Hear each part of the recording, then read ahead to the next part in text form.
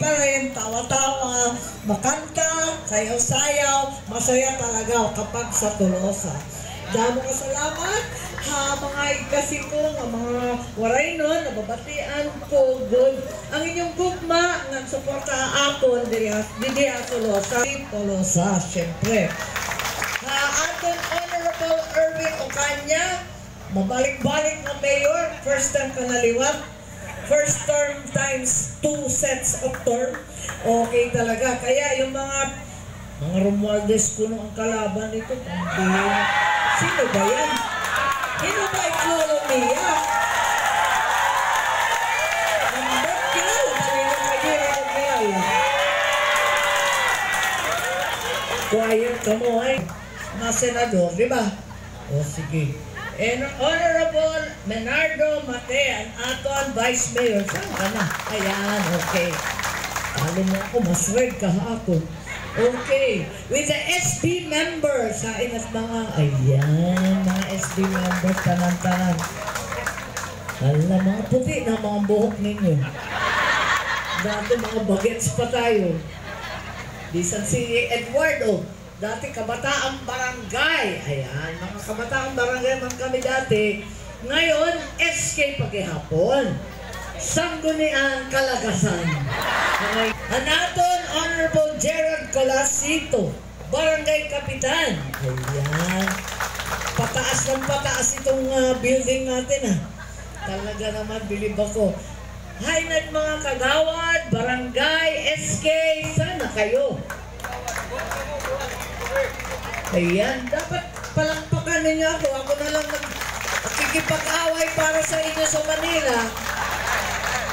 Para wala nang eleksyon. Ining ang tuig, wala na eleksyon. Sigurado na yung barangay.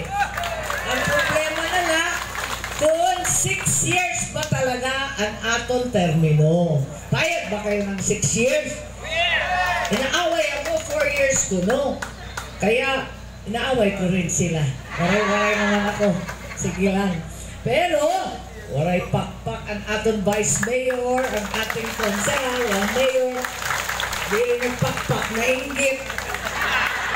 Yung at mga barangay kapitan, 6 years. Sana all. Sabi ko, hindi kaya eh.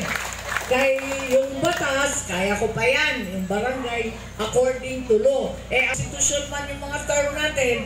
Kaya baka, base next na ang term ng ating mayor at mga konsehal. Wala naman may gusto ng 3 years. Balik-balik lang si Mayor Win, no? Kaya pareho rin eh. Mananalo talaga yung gusto mo. Honorable Melanie Felisa Vivero, Liga President. Ayun. SK Federation, Honorable Catherine Benjamin, sa kanan. Booms camera naman dito, wala akong nakikita. O, ang 13 na bunong barangay ng Tolosa. Sana ano? Ang 14 na sangguniang kabataan. Ayan. And of course, Attorney Bernadette Mapue Joaquin, Program Director ng Kalaisi. Sus, ang hina ninyo sumipsip. Ang pera galing sa DSWD. Ay, ang pagkakapastilan. Tolosa, palakpakan ninyo ng malakas ang DSWD. Kaya may 2 million pa to follow. Ayan, kayo talaga, mahina magsipsip, matuto na kamo. Joel Ibanez, Grace Subong, Engineer Jerry Pineda ng Kalahi, and Director Nico, ang atong department head sa Tolosa, saan na kayo? Waray overtime sa bugyo na OIC Police, Costiniano, kompleto naman ang ating mga police and everybody. So pataas ng pataas, magpasalamat tayo. 5 million pesos para sa improvement ining evacuation center barangay poblasyon. Ayan. May hapon 1 million improvement of health station barangay Opong. Sa kabila naman yun. 1 million naman yan. Tapos, ano pa ba? I don't know kung ano-ano to. binibigay natin sa Tolosa. Ang last time na napunta tayo dito, yung January, itong Dark Loa. Nahatag naman itong mga free titles na waray na utang sa lambak sa ating agrarian reform beneficiaries. Ayun, talaga naman, masaya naman. At yan, nag-greet natin sa tanan. And of course, tulad ng sinabi ni Mayor, talagang maganda yung Kalahi Seeds. Paborito kong project yan sa DSWD. Kaya ako man ang chairman ng DSWD at Senado. Gusto ko yung project na yan. Kahit di rin galing sa Manila na sinasabi, yan na ang project ninyo. Hindi ganon, baliskad. Kinahanglan, ang style Kalahi, ang tao mismo ang magsabi. Ang siring ng tao, ito ang kinahanglan din at yun ang masusunod. Kayo naman dito sa Tolosa, ang expert tungkol sa Tolosa. Kaya maganda naman na ang nagsabi talagang taga dito. Ang poblasyon, ang mayor, kamo. Kaya eto nga, yung evacuation center natin hanggang langit na. Pataas ng pataas. Wala akong masabi. Kaya sana tuloy-tuloy saan ilalagay yung 2 million na liwat. Barangay Tangas. Akala floor. Kasi baka may ulap na yan. Okay. So, masaya naman ako at paborito nga namin itong programang to dahil nanggagaling sa tao kung ano yung kinahanglan na tinuod, hindi yung sasabihin lang. Marami na tayong napatayo, maraming tulong na ito, kaya maganda naman yung Barangay Development Council, may technical working group, siya magsabi kung saan mapunta yung 5 million. Pero ako nagsabi, unahon na ang Tolosa. Siyempre, alam mo na, iba na talaga, I love my own. Ayun, tapos, eto nga, tuloy-tuloy lang tayo sa iba't ibang programa. Ang mga lagas, ayan, mga lola and lolo, sa wakas, meron na tayong social pension. Last year, ginbutan ko sa 2024 budget para sa marginalized sectors. Ining mga pobrehon na talaga para sa pagkaon, medisina, tanan. At ngayon, yung Expanded Centenarians Act yapon. Kasi dati, 100 years old lang ang covered. Pero nasabot naman tanan na ilan lang ang aabot ng 100 years old. Kaya gin-expand ko, 80, 85, 90, 95, tatanggap na ng regalo na 10,000 pesos kada birthday nila. At mama ko, ang orig natin na forever first lady na taga-Tolosa na talaga, 96 years old na sa Hulyo. Ayan, talaga naman. At siya talaga ang magsicentenarian, sweet feeling.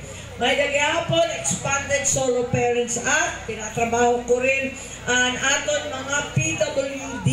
Kasi yung mga kapansanan, zero pa rin ang tinatanggap.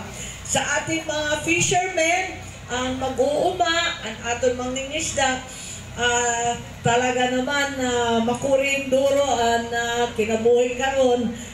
Ngayon talaga napakahirap ng sitwasyon ng ating mga fisher folk. Kaya pinaglalaban ko na hindi lang ayuda. Kasi minsan lang yan. Huwag na yung mga limos, bariya, pila-pila. Huwag nang ganon. Sana ang ating mga agricultural workers sa lubi, sa mangingisda, lahat magkaroon ng sweldo. Bisan kuti ay at least kada buwan may maaasahan. So sana, o iboto ninyo ako para mangyari kayo ng pakpatuloy pa. Jesus, para madaog ako, yan naman ang next. Kasi nag-start na tayo sa seniors, itong mga mag-uuma na naman at mangingisda. At saka yung PWD, solo parents, tanang-tanan. So yan ang wina-workout natin. At gusto natin na talagang umunlad. At isa pa, yung minimum wage, kasi may mga trabahador sa gobyerno, may mga trabahador sa ating mga iba't ibang lugar, dapat pantay-pantay na ang minimum wage ng Pilipinas. akala nila ang mahal lang ang Manila. Pero bisan diri Leyte, mahal din ang malalit nun, mahal din ang gasolina, ganun din, mahal din ang krudo, mahal din ang abono. Kaya dapat pantay-pantay, patas na ang sweldo, kasi talaga naman mahirap din dito. Tulungan natin ang ating mga lahat ng ating mga kasama, pero may pabilin ang akon mama, ang atong First Lady na may miss na daw kamo Dede Tolosa. Pakianhan niya na ipaabot ko daw sa inyo na miss na kamo, pero ang sabi niya, kumanta daw ako. Ang problema, di rin ako makarap kumanta, basin magbagyo lang na naliwat. Kaya, ang sabi niya, kay wala ka naman talent, hatagan na lang kita nitong point niya. O eto, ginataga ako, mayroon ako kodigo dire. Didi, ano to? Kung ang tubig nga molimpyo, matinaw. Kung ang balay nga waray tawo, mamingaw. Kung ang kanon nga nabuwasan, bahaw. Kung ang sayaw nga kuratsya, masayaw-sayaw. Ang akon labalitaw, kung ikaw diri ko makita hinusa ka adlaw, pastilan kamahidlaw. O diba? O diba? Kayo talaga, biring ikakanta ko na yan next time. Pero yung tuna, kahit maikli lang, pinakamaiksi. And then, okay, congratulations atong barangay poblasyon sa bagong evacuation center. Congratulations sa Tolosa. At ayaw kita pagkawad-i, hinpaglaom, kay ang natanan nga problema, may ada solusyon. Ay ni solusyon. Pero ang tinuod, kamo ang matuod nga solusyon. Ayan. Otro, damo nga salamat, makatulong ito ang gusto sa atong komunidad. Padayon kamo nga pag-alagad haig kasitawo, mabuhay ang aton Kalahi Seeds Program, mabuhay ang aton DSWD, mabuhay ang Tolosa. Damo nga salamat.